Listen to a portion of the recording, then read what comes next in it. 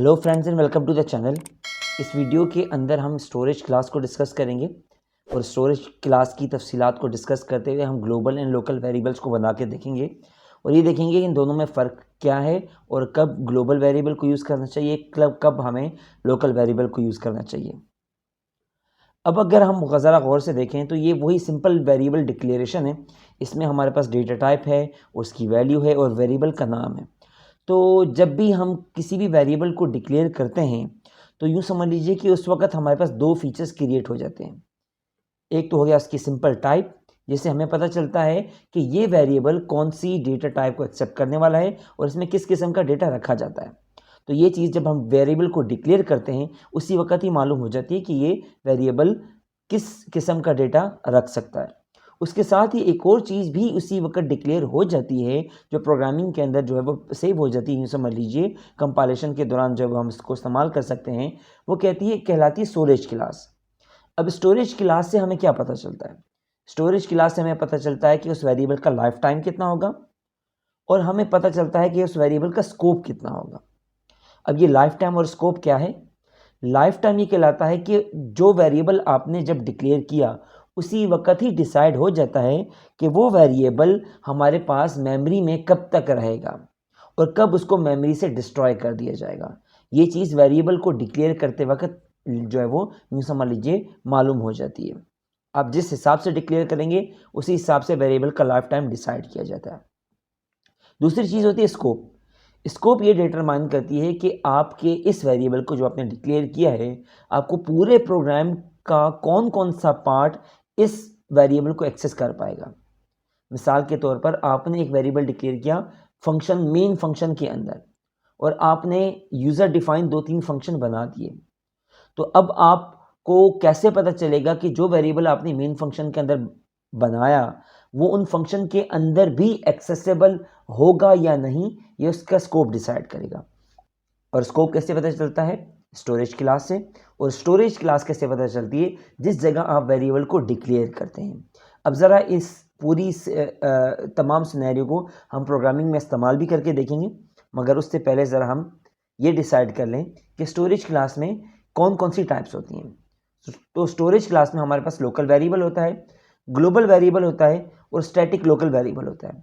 हम स्पेसिफिकली हम अपना प्रोग्राम बना के देखेंगे जिसके अंदर लोकल और ग्लोबल वेरिएबल दोनों को बना कर देखेंगे और उससे हम ये आइडिया लगाएंगे कि इसका लाइफ टाइम क्या होगा और इसका स्कोप क्या होगा। दोनों चीज़ें हम अभी ज़रा प्रोग्राम के बना के देखेंगे और उसमें चेक करेंगे। अब यहाँ पे आपको एक सिंपल सा प्रोग्राम नज़र आ रहा है। इस प्रोग्राम में हमने क्या किया, एक फंक्शन बनाया है जिसका नाम रखा है हमने टेस्ट।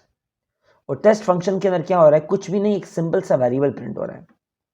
अब ज़रा गौर से देखिएगा कि हमने क्या किया है, यहाँ पे एक वेरिएबल डिक्लेयर किया मेन के अंदर टोटल वैल्यू के नाम से और उसको 5 की वैल्यू असाइन की है और मैं उसी वेरिएबल को प्रिंट करना चाह रहा हूँ फंक्शन के अंदर। अब ज़रा पहले इसको कंपाइल करके देखते हैं कि क्या ये कंपाइल होगा। अब मैंने इसको कंपाइल करने की कोशिश की जबकि मेरे पास यहाँ पे एरर आ रहा है इसके ऊपर और एरर मुझे कह रहा है कि value was not declared in this scope. तो ये पता चल रहा है कि जो वेरिएबल यहाँ आपने डिक्लेयर किया है, वेरिएबल की डिक्लेरेशन के वक्त इसका स्कोप डिसाइड हो गया था और इसका स्कोप क्या डिसाइड हुआ कि ये लोकल वेरिएबल है। तो यूँ समझ लीजिए जो वेरिएबल आप ब्रैकेट्स के अंदर डिक्लेयर करेंगे, तो ये वेरिएबल आपने इस ब्रैकेट के अंदर डिक्लेयर किया तो सिंपल सी बात है कि ये वेरिएबल सिर्फ इसी ब्रैकेट के अंदर एक्सेसिबल होगा, यानी कि इसका स्कोप यहीं तक होगा। इस वेरिएबल को यहाँ पे पहचाना नहीं जाएगा। तो इस वेरिएबल को यहाँ पर पहुँचाएंगे कैसे? या तो आप इसके पैरामीटर्स बना दें। मिसाल के तौर पर आपने यहाँ लिख दिया इंटीजर a और यहाँ पे आपने लिख दिया इंटीजर a और आपने यहाँ पे सिंपल a वेरिएबल लिख दिया और यहाँ पे आपने यही टोटल वैल्यू यहाँ पे पास कर दी।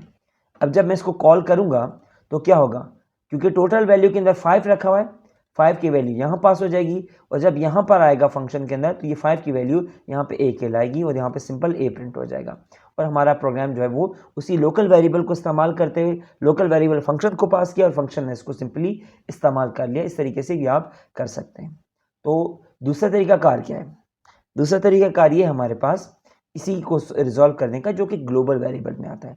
मगर ग्लोबल वेरिएबल से बढ़ने से पहले मैं यहाँ पे आपको एक और प्रॉब्लम भी दिखा देता हूँ। एक और प्रॉब्लम क्या है, मैंने यहाँ पे एक वेरिएबल डिक्लेयर किया और उसका नाम रख दिया। यह वेरिएबल हम यहाँ डिक्लेयर करते हैं फंक्शन के अंदर। यहाँ पे मैंने एक वेरिएबल डिक्लेयर किया integer var is equal to 10, ठीक है। और अब इस वेरिएबल को सेम वही एग्जाम्पल के जरिए अब इस वेरिएबल को मैं यहाँ प्रिंट करना चाह रहा हूँ, ठीक है। तो मैंने यहाँ पे क्या लिखा, वार को सिंपल यहाँ पे प्रिंट करना चाह रहा हूँ, ठीक है। तो अब ये कैसे प्रिंट करूँगा, यहाँ पे कैसे प्रिंट करूँगा, वार वेरिएबल जो यहाँ मौजूद है इसको मैं यहाँ कैसे प्रिंट करूँगा, ये भी जब मैं इसे कंपाइल करूँगा तो एरर आ जाएगा। तो क्या करेंगे, दो तरीके कार हैं, या तो आप यहाँ से वैल्यू रिटर्न कर आ जाएं। फॉर एग्जाम्पल अब मैं इसको चेंज कर देता हूँ। फॉर एग्जाम्पल ये वेरिएबल मेरे पास एडिशन का वेरिएबल है और यहाँ पे दो वैल्यूज पास हो रही हैं इंटीजर b के नाम से, ठीक है। और मैं इसे सिंपल अल्फाज में से a कह देता हूँ और यहाँ पे एक और वेरिएबल बना देता हूँ b। ये इसका नाम हम चेंज कर देते हैं ताकि मैं आपको समझा सकूँ कि ये वेरिएबल अलग है, ठीक है।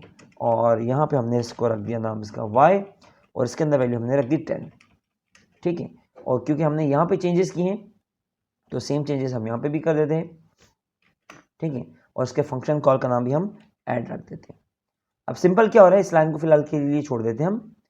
सिंपल क्या हो रहा है कि आपने एक वेरिएबल बनाया x के नाम से, उसकी वैल्यू 5, दूसरे वेरिएबल बनाया उसकी वैल्यू 10 और आपने एडिशन का फंक्शन बनाया, इसके अंदर आपने बता दिया दो पैरामीटर्स एक्सेप्ट होंगे, कोई भी दो इंटीजर वैल्यू। तो हम यहाँ पे इंटीजर वैल्यू देते हैं x, y।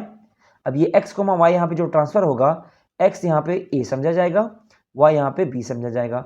x के अंदर वैल्यू 5 है और y के अंदर वैल्यू 10 है, तो हम सिंपली हम यहाँ पे उसको प्रिंट करा देते हैं प्लस b, ठीक है। तो मैं इसको रिमूव कर देता हूँ। ये सिंपल वही एडिशन का फंक्शन है जो हम पहले चला चुके थे।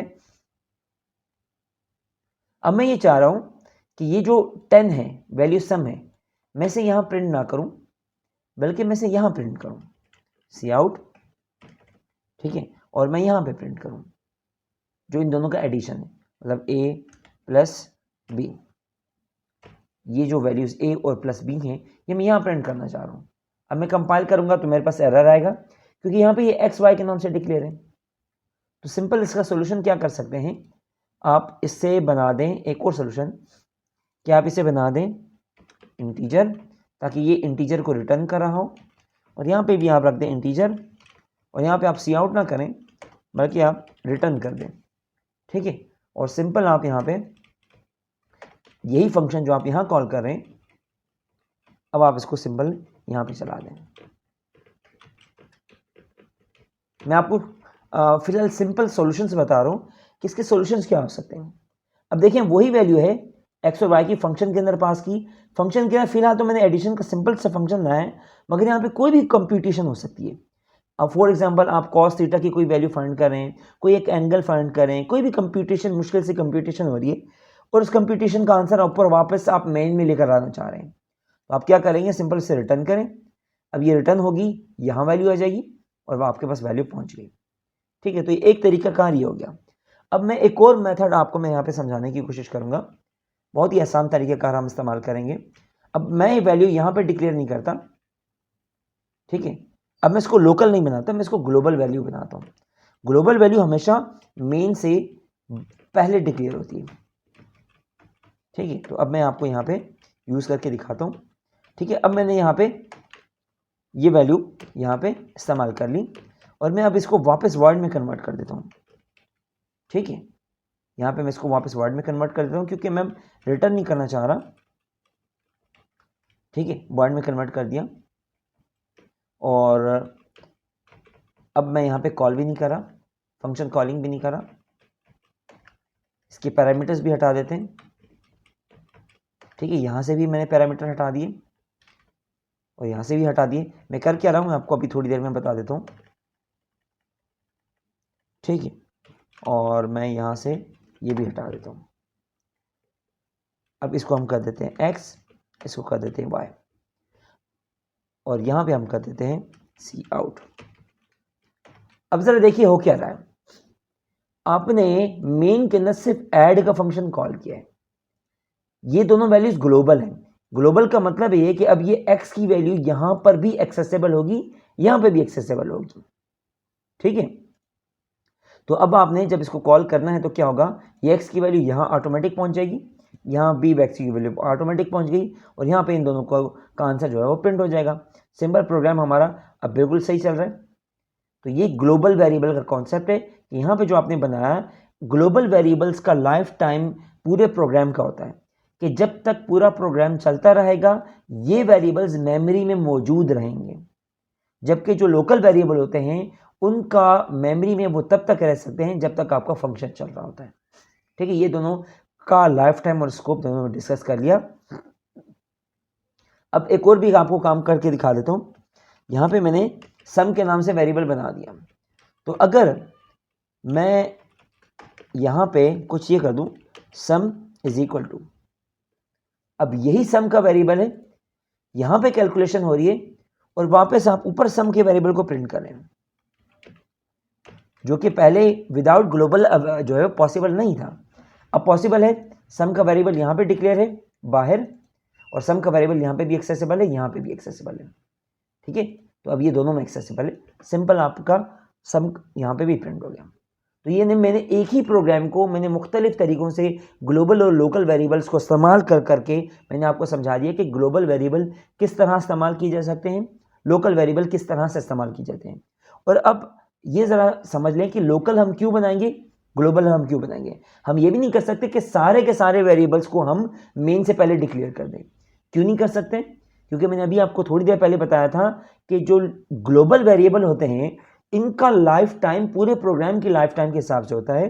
मतलब ये वेरिएबल्स मेमोरी में तब तक मौजूद रहेंगे जब तक पूरा प्रोग्राम चलता रहेगा। तो यूँ समझ लीजिए कि हमारे जितने भी वेरिएबल्स होंगे वो तो मेमोरी में पड़े रहेंगे, इससे हमारा मेमोरी साइज भी इंक्रीज होगा और सिक्योरिटी का भी मसला हो सकता है, ठीक है। सबसे मेजर इशू तो हमें मेमोरी का होगा कि मेमोरी में हमारे पास वेरिएबल्स बढ़ते जाएंगे और मेमोरी कंज्यूम होती जाएगी, तो हम हर वेरिएबल को ग्लोबल भी नहीं बना सकते। तो अब हम किस वेरिएबल को ग्लोबल बनाएंगे, हम सिर्फ उस वेरिएबल को ग्लोबल बनाएंगे वो वैल्यूज जो कि शेयर्ड हैं, जो फंक्शन में भी इस्तेमाल हो रही हैं और मेन में भी इस्तेमाल हो रही हैं, जो हो सकता है दो फंक्शन या तीन फंक्शन सेम वेरिएबल को एक्सेस कर रहे हो। मिसाल के तौर पर आपका नाम है, जो दो फंक्शन प्रिंट कर रहे हैं, तो आपने एक ही दफ़ा उसको ग्लोबल डिक्लेयर कर दिया तो इसमें आसानी हो जाएगी। तो ये मैंने आपको समझा दिया कि लोकल और ग्लोबल हम किन सिनेरियोज में हम इस्तेमाल कर सकते हैं। इस वीडियो के लिए इतना ही, नेक्स्ट वीडियो में मिलेंगे, तब तक के लिए अल्लाह हाफिज़।